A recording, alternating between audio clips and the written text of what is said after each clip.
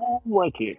So this is gonna be the first one. We'll call it the first look, although not really the first of a couple of different videos, maybe articles on DNT Optics, the 7-35 by 56 rifle scope. It caused a little bit of a stir, lack of a better word, in the shooting world when this thing came out, because there was a business with the Arkin scopes, and for a lot of serious shooters, Arkin kind of left a bit taste in our mouth with the way it came out, but overall, the line got cleaned up a little bit, and then DNT Optics comes out and kind of looks like, oh, okay, that's interesting. I went and met with the Machacho, talked to the owner. It seems like behind the scenes they had some conflicts between DNT and between the OEM that makes the Arkin scopes and Arkin. I'm not privy to the details. Honestly, I don't hugely care either way. But that's how I got the genesis of the DNT Optics brand. They do some nice thermals, some interesting, a little bit of everything sites that do both thermal and digital night vision, and they have a full line of day optics.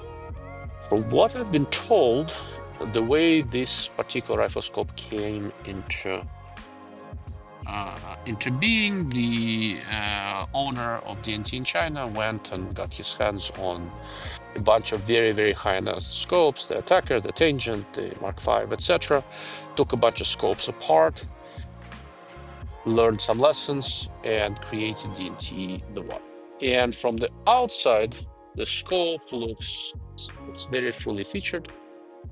Nice feeling turrets, illumination, sight focus size is about right. So here it's fairly long because I'm running with the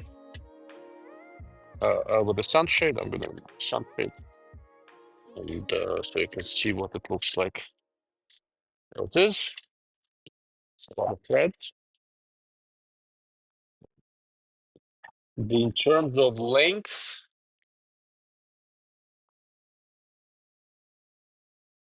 it's about 14 inches long, which is relatively compact for a scope in this size range. It's not super heavy either. You know, here's the spec table.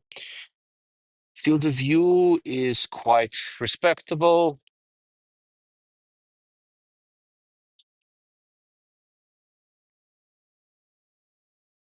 It's right around 19 millirad on 20 power, which is pretty good. I wouldn't call it a wide field of view design, but it is quite nice. The scope is relatively easy to get behind, and it doesn't cause a huge amount of eye fatigue. It still causes some.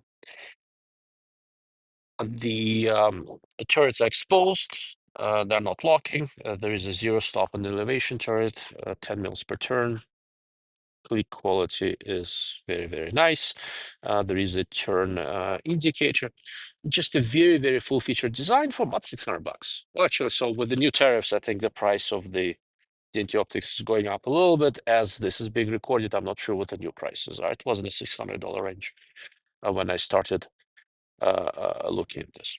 If you go onto the online reviews, you will find a ton of people yelling, yeah, this is the panacea, the world has ended. If you have this, you don't need your Schmidt and Bender, Tangent, Zico, etc. All of these crazy reviewers were kind of leaving a bad taste in my mouth. I had zero intention of looking at anything by DNT Optics until I went and talked to one of the two owners, the guy who runs the company in America.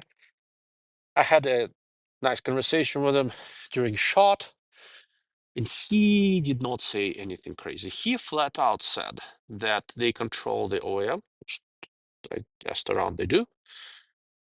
They are trying to make a good design. He himself is a long-range shooter.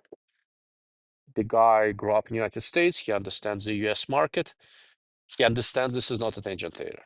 But what he said was that he wants to offer the best you are going to find for the money with a scope under $1,000. And I think he's got a point. So when I brought this out, and for now I have not done a low light comparison with this thing yet. So I'm going to talk about the reticle and the low light in a different video. But what I did, I brought a couple of scopes with me when I was looking at it, one of them is the it's way out there, is the Delta Javelin 4.5 to 30 by 56, which is probably the best precision-oriented Chinese-made scopes I've seen to date. And I've got it, tracked for 25 by 50 here. But looking at it next to the Javelins, it's pretty damn close. Javelin is still a little bit better optically. They both track, they both have good mechanical feel. In terms of image quality, the DNT is a 7 to 35 scope, and between 10 and maybe 22 to 25, it is as good, absolutely as good as Javelin. Really, really, really nicely done. Good image quality. There is a little bit of CA, but not much. CA is more toward the edges.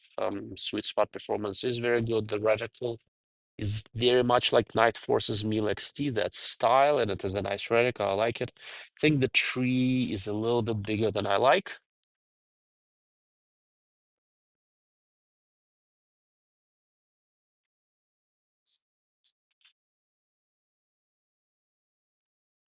Okay, another thing that I'm not a huge fan of, so it illuminates more or less the whole reticle, which for me is a little bit excessive. I prefer to have less illuminated, just this little cross in the center or just the primary stadia.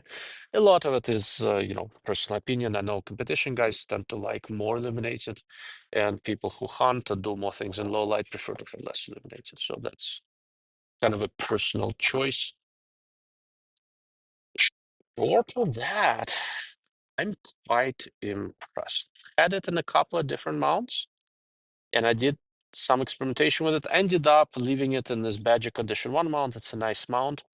When I first started shooting with it, there was some interesting hysteresis with the side focus. So it looks like the focus cell was shifting a little bit under recoil, doing something a little bit funky, almost as if it was shifting under the recoil. And there's a spring there that's supposed to bias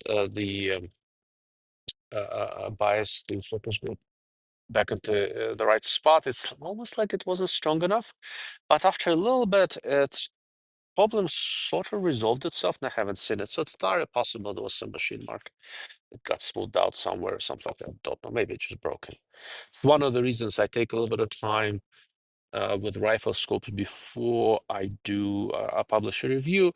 Oftentimes, especially with the lower price scopes, not lower end, this nothing low end about the scope. It's a nice scope. With lower price scopes, oftentimes it is a break-in is important. So I spin the turrets, all the controls, and all this other stuff. Seems to be working fine. I tried it in a bolt gun, couple other guns, and it found its home on this a large frame AR with a very heavy 243 Winchester barrel. The gun is nicely accurate. I like to shoot fairly far with it. And somehow, for this scope, since I'm not going for light or compact, it just worked out nicely, and I think I'm gonna for the time being. So here works well. I have been using it to practice shooting prone. I have a very, very sturdy GRS bipod on this, so this is a very, very easy rifle to shoot prone. And the scope has performed wonderfully. Beyond that, so I still need to look a little bit at stray light. So far, I'm not seeing anything objectionable. I need to look at low light, where I think the reticle is not going to acquit itself terribly well, like most competition-oriented reticles do.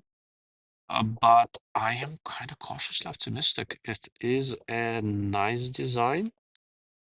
It's pretty well rounded, and for $600 or thereabouts, I don't know if I can think of anything better. Honestly, I don't think I can think of anything as good. This is fairly competitive with scopes like the Athlon Air CTR and Delta Javelin. Not quite as good as the Javelin I have here, but it's in the ballpark. The only part where Javelin seems to have an advantage is on high magnifications, above 24, 23, somewhere around there. And but honestly, that's not something I care about all that much. I think the DNT as a brand has been around for less than a year, and I'm just flabbergasted with how overall mature this product is.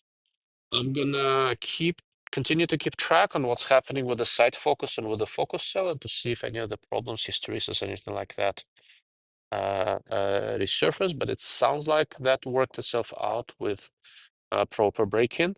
And I'm going to be spending quite a lot more time with it, especially in low light, to figure out how well it works there.